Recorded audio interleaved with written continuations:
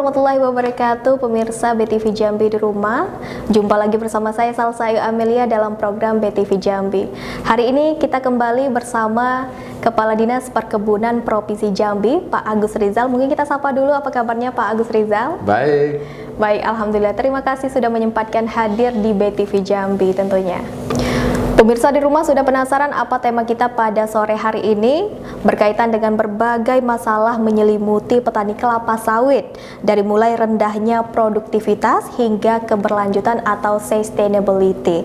Ya, mungkin kita langsung saja bertanya pemirsa bersama Pak Kepala Dinas Perkebunan Provinsi Jambi, bagaimana pelarangan ekspor CPO oleh pemerintah pusat yang saat ini sedang diperbincangkan, Pak?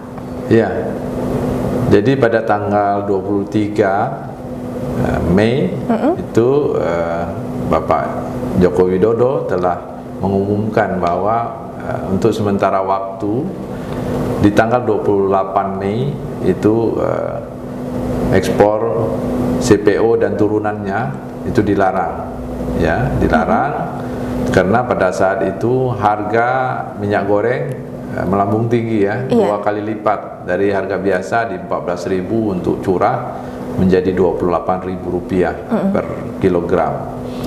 Nah, ini membuat ekonomi Indonesia menjadi terganggu dengan adanya inflasi. Jadi ikut juga harga-harga dari barang-barang yang lain, barang 9 bahan pokok ikut naik ya.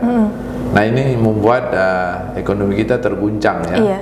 Nah, oleh karena itu memang dari pemerintah untuk sementara untuk memastikan bahwa minyak goreng tersedia di dalam negeri, maka ekspor CPO dan turunannya terpaksa dihentikan sementara.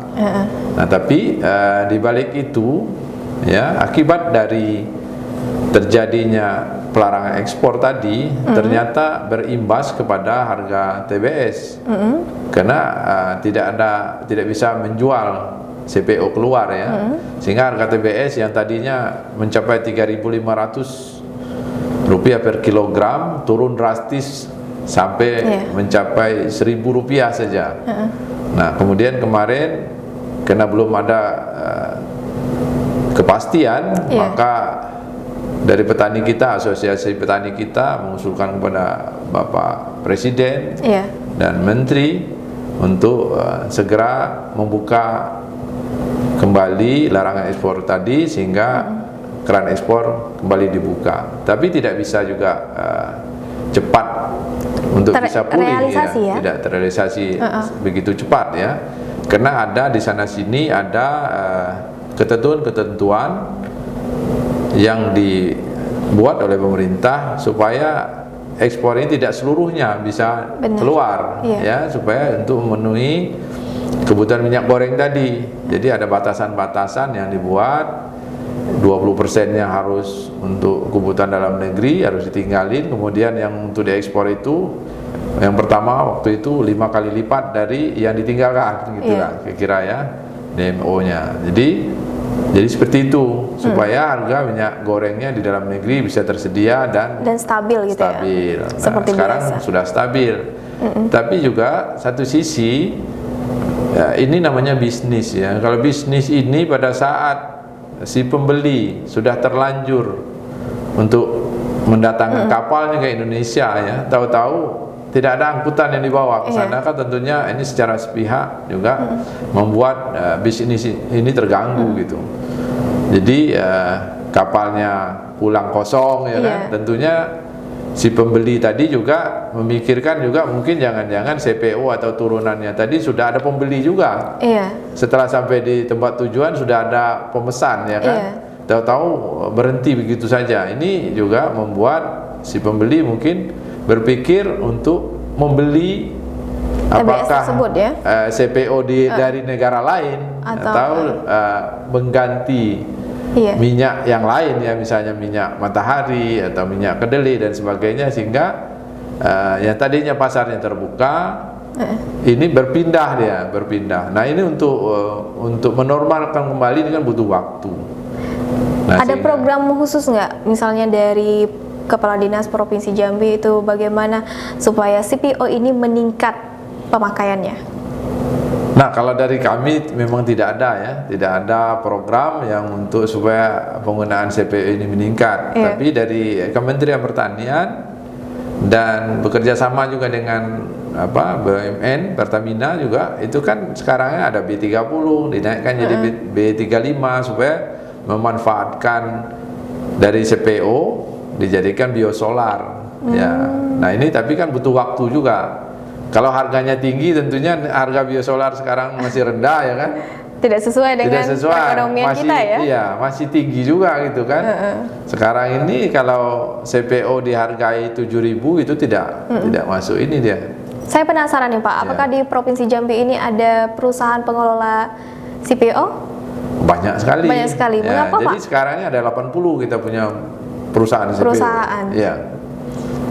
Mengapa masih saja kurang pemakaian CPO-nya Pak? Nah, penjualan CPO ini ya untuk ekspor ini dikuasai oleh 10 perusahaan besar ya. Yang bisa ekspor itu hanya 10 perusahaan besar. Hanya 10. Jadi yang 80 yang dari kita tadi itu dia menjualnya ke 10 itu. Oh iya. Ya, jadi tidak langsung dia bisa menjual ke luar negeri gitu, tapi dia melalui perantara itu tadi perusahaan besar. Karena di luar negeri mungkin sudah ada aturan-aturannya siapa yang bisa mengekspor ini, yang dari Indonesia yang dipercaya gitu kan. Begitu. Mungkin ada kerjasama sebelumnya ya Pak ya? Iya. Jadi ada perusahaan-perusahaan besar yang memang punya kebun, kemudian juga terintegrasi dengan pabrik. Ya. Berarti rakyat di rumah atau pemirsa di rumah mungkin harus bersabar ya tentang harga dari industri sawit itu sendiri ya. Iya, jadi sekarang ini sudah berangsur ya, tadinya berangsur pulih ya. Kemarin hampir penuh tuh tangki timbun di pabrik. Kemudian juga di Talang Duku kan punya tangki timbun juga. Itu ada 33 kalau tidak salah saya, itu 33 unit hampir penuh juga kan, karena ekspornya stop kan. Sementara produksi terus gitu. Terus bertambah. Nah, sekarang ini sudah berangsur bisa ekspor. Ya, tapi ada lagi halangannya pada saat kita mau ekspor, harga CPO di luar negeri turun drastis. Ya, turun drastis yang tadinya mencapai 17 ya. Kalau tidak salah 17.000 dolar per ton. Sekarang turun menjadi, sekarang ini sudah mulai naik 9.300-an. Sekarang kemarin sudah sempat naik 7.000-an kemarin. 7.000. Hanya 7.000-an kan jauh sekali, hampir separuhnya juga dia. Setengah dari itu ya? Iya. Nah, ini sekarang sudah di 9.300, sehingga ini ada kenaikan sedikit. Nah, memang di bisnis sawit ini pada saat naiknya dia lambat. Turunnya drastis. Nah, ini yang luar biasa, yang sulit kita prediksi untuk pasar internasional seperti itu. Karena perkebunan kelapa sawit ini internasional, global ya. Global. Jadi tidak bisa kita kita atur atau secara lingkup daerah gitu, nggak bisa ya. Jadi gini ya, untuk kebutuhan dalam negeri kita itu sekitar 6 juta sampai 7 juta saja. Sementara untuk kita ekspor itu total kita semuanya 45 juta. 45 juta? Iya, 45 juta ton per tahunnya CPO ya. Nah, kalau kita mau makan sendiri cuma 7 jutaan, 6 juta sampai 7 jutaan. Nah, sisanya kan mau tidak mau kan harus ekspor gitu. Iya. Kalau makan sendiri nggak kuat deh kan. Terlalu banyak ya? Iya, terlalu banyak. Nah, ini kita berharap memang pada saat harga minyak mentah mungkin di luar negeri naik, nah mungkin penggunaan CPO untuk biosolar, biodiesel itu bisa membantu ya, bisa membantu apakah nanti menjadi Dexlite atau Pertamax. Ini sedang ada proses-proses penelitian teman-teman. Nah, mudah-mudahan ke depan ini bisa menjadi energi terbarukan. Iya, benar sekali. Menjadi energi terbarukan pemirsa di rumah. Nah, inilah sekian dari Pak Agus Rizal tentang industri sawit yang ada di Provinsi Jambi, terutama industri sawit ini sangat berpengaruh ya terhadap global. Jadi mungkin pemirsa di rumah terhadap kebutuhan pokok atau industri kelapa sawit harap bersabar terhadap kenaikan harganya.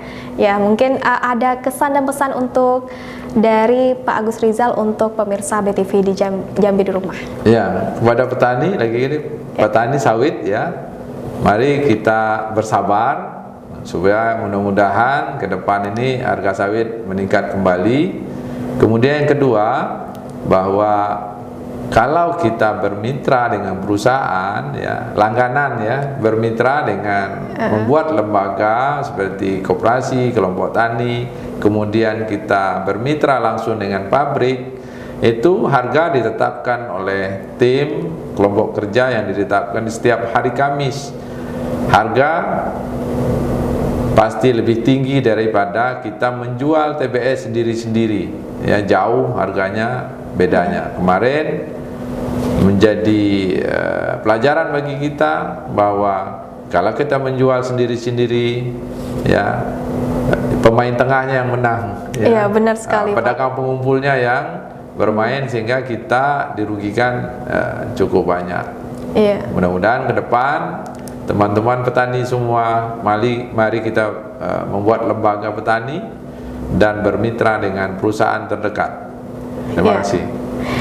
Baik pemirsa, sekian dari Pak Agus Rizal tentang industri sawit yang dari kesan dan pesannya untuk bersabar untuk masyarakat Provinsi Jambi yang ada di rumah tentang kenaikan dan turunnya harga sawit ini mungkin akan segera kembali dan akan terrealisasi sesegera mungkin ya Pak ya. Terima kasih pemirsa BTV Jambi di rumah sudah menyaksikan BTV Jambi pada sore hari ini. Saya Salsayu Amelia pamit undur diri dan terima kasih, saksikan selalu BTV Jambi setiap jam 6 sore. Terima kasih. Wassalamualaikum warahmatullahi wabarakatuh.